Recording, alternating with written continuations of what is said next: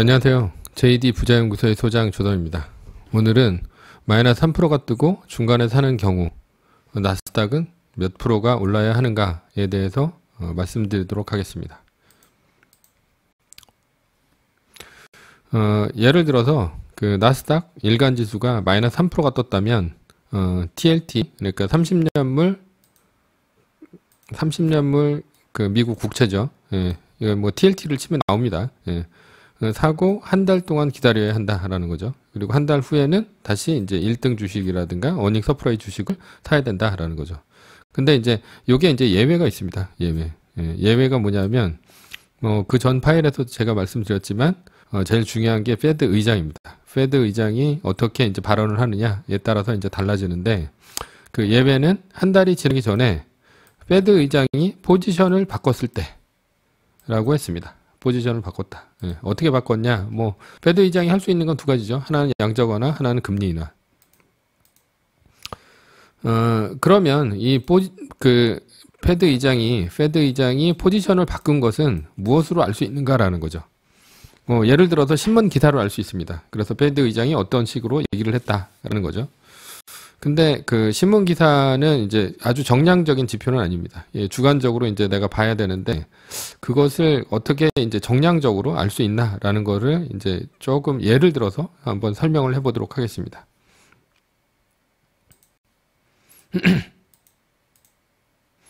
여기 보시면 2018년 10월 10일 요때서부터 시작을 해서 요때서부터 마이너스 3% 이상이 떴죠. 이때 10월 10일 날이 마이너스 4.08%가 뜹니다. 이때 왜 떴냐? 이때 왜 떴냐면 이전에 페드에서 금리를 올렸죠. 페드에서 금리를 올렸는데 금리를 이제 3번을 올렸습니다. 예, 이때가 2018년인데요. 3번을 더 올렸는데 이때 이제 인터뷰를 했어요. 그 페드의 파월 의장이랑. 뭐 9월 한 26일 정도가 됐는데 그때 인터뷰를 하고 그 다음에 이제 10월 3일 날 인터뷰를 했습니다. 10월 3일 날 인터뷰를 했는데 뭐라고 인터뷰를 했냐? 그 12월 달에 한 번 더 남았는데 금리 인상이 그때도 금리를 올릴 것이냐 이렇게 물어봤습니다. 그러니까 그 파월 의장이 얘기를 한 게 뭐 중립금리가 아직 멀었다 뭐 이런 얘기를 했어요. 그러니까 그 얘기는 뭐냐면 아직 이제 금리를 더 올리겠다는 얘기가 되는 거죠. 그때서부터 어떻게 됐냐? 요때가 이제 요때가 이제 고점이라고 이제 치고요. 요때가 고점이라고 치고 요렇게 마이너스 4%가 뜹니다. 요때가. 예, 요때가 이제 고점이고 요때가 이제 마이너스 4.08%.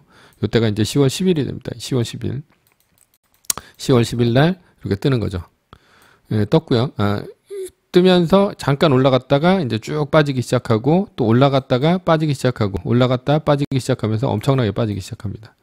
그러면서 이렇게 M자 곡선을 그리면서 떨어지는데요. 그 사람들은 항상 이럴 때 조심해야 됩니다. 올라가면 사고 떨어지면 팔고 올라가면 사고 떨어지면 팔면서 내 모든 돈을 다 날립니다. 그래서 이제 여기서는 이제 반드시 매뉴얼을 이제 숙지를 하고 해야 되는데 그 매뉴얼을 숙지를 했을 때는 언제까지 기다립니까? 요때까지 기다리게 되는 거죠. 요때부터 뭐 거의 한 2%? 예, 요때까지 기다리게 되는 건데 요때가 이제 언제냐면 한 2월 달 정도 됩니다. 2월 4일 정도 됩니다.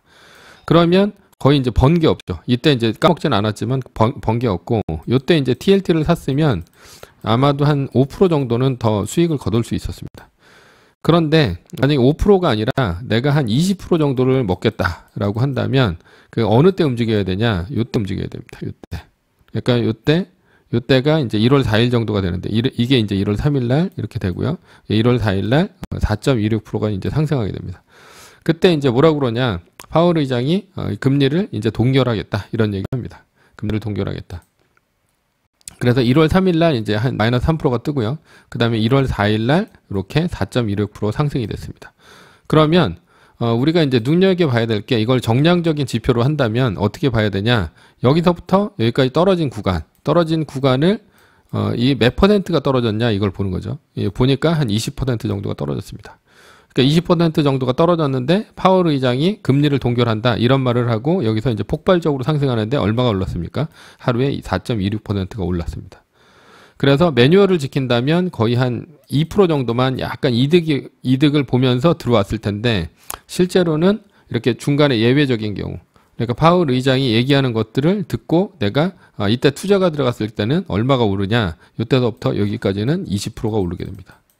그러니까 2% 먹는 것보다 20% 먹는 게 훨씬 크죠. 만약에 매뉴얼을 지켰다 하더라도 여기서부터 여기까지 또 먹습니다.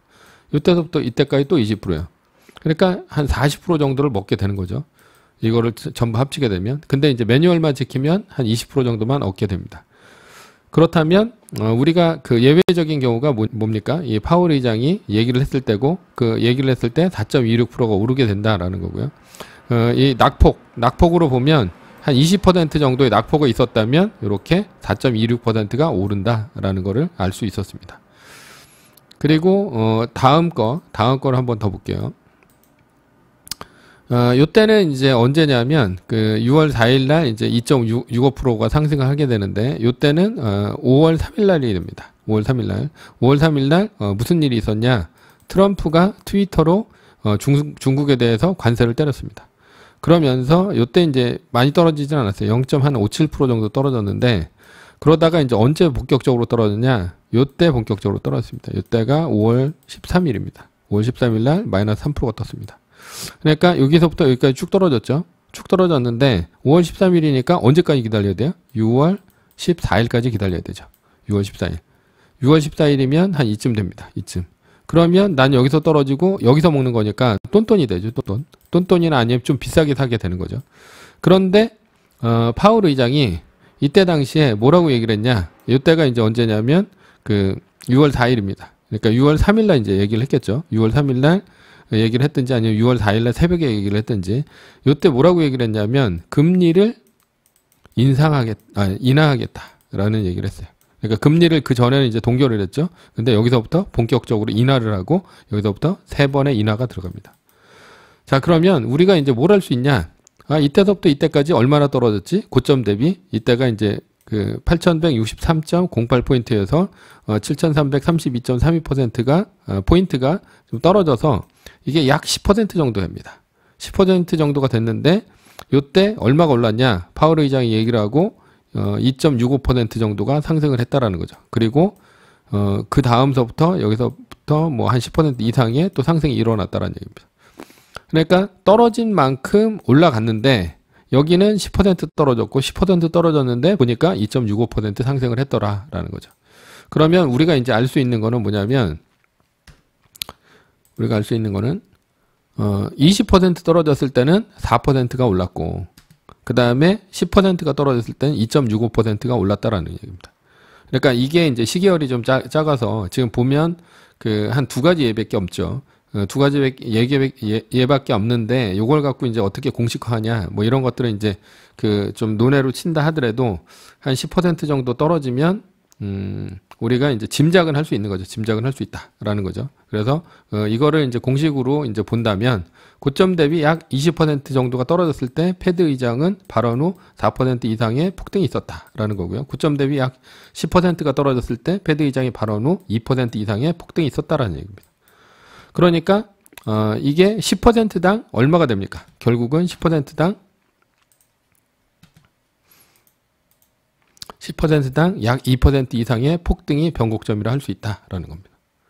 뭐 이게 이제 딱 맞는다 얘기는 할 수 없어요. 예, 딱 맞는다 얘기는 할 수 없지만 떨어진 것만큼 이제 올라가는데 그게 이제 마침 그 내가 이제 마이너스 3%를 지키면서 한 달을 기다리는 그런 와중에 이런 패드 의장의 발언이 있고, 그리고 약 10% 떨어졌는데 2% 이상이 올랐다거나 20%가 떨어졌는데 4% 이상이 올랐다거나 한다면 그러면 의미 있는 상승이다라고 볼 수 있습니다. 그래서 의미 있는 상승이라고 볼 수 있기 때문에 그때는 분할 매수 들어가야 된다라는 거죠. 분할 매수.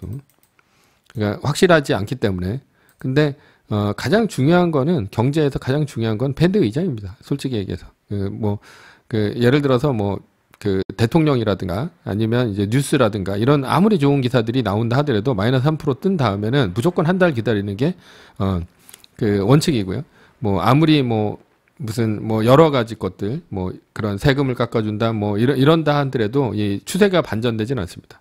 근데 진짜 돈을 푸는 거, 금리를 인하한다거나 아니면 양적 완화를 한다거나 이런 식의 그 추세를 바꾸는, 그 떨어지는 추세를 바꾸는 거는 패드 의장밖에 할 수가 없습니다. 그래서 패드 의장의 말이 중요한데, 그럼 패드 의장이 얘기를 했을 때 어느 정도 올라가야지, 아, 이게 진짜로 시장에서 이제 분석하는 사람들이 굉장히 많거든요. 패드 의장이 뭐 토시 하나를 이제 따져가지고 이 사람이 그 전에는 이런 얘기를 했고 지금은 어떤 얘기가 바뀌었고 그리고 요번에 어떤 뉘앙스고 이런 것들을 어마어마하게 분석하는 사람들이 많은데, 그 사람들의 모든 분석이 모여서 이제 투자가 되는 거고, 투자는 반드시 돈으로 나타납니다. 근데 그 돈이 뭐냐? 그 주가로 나타난다라는 거죠.